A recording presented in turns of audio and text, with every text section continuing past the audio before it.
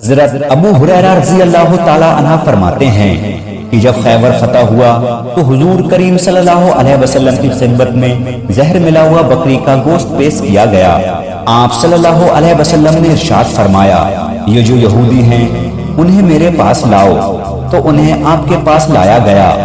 آپ صلی اللہ علیہ وسلم نے ان سے ارشاد فرمایا، اگر میں تم سے کچھ پوچھوں تو تم مجھے سچ بتاؤ گے؟ انہوں نے کہا، ہاں اے ابو القاسم۔ آپ نے ان سے پوچھا، تم کس کی اولاد ہو؟ انہوں نے کہا، ہم فلاں کی اولاد ہیں۔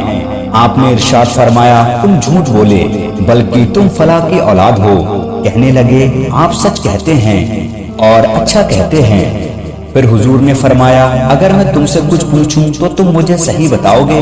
بولے ہاں، اور اگر ہم غلط بولیں گے تو آپ اپنے علم غیب سے جان لیں گے، جیسے ہمارے باپ دادا کے بارے میں جان لیا۔ آپ نے ارشاد فرمایا، دوزخ میں تم جاؤ گے یا ہم؟ کہنے لگے، ہم تھوڑے دن کے لیے جائیں گے، پھر ہمارے بعد تم اس میں رہو گے۔ پھر آپ نے فرمایا، تم ہی اس میں ذلیل ہونے والے ہو اور ہم اس میں کبھی تمہاری جگہ نہیں جائیں گے۔ پھر آپ نے فرمایا، اگر میں تم سے کچھ بات پوچھوں تو صحیح بتاؤ گے؟ بولے ہاں۔ حضور نے ارشاد فرمایا، کیا تم نے اس بکری میں زہر ملایا؟ کہنے لگے، ہاں ملایا۔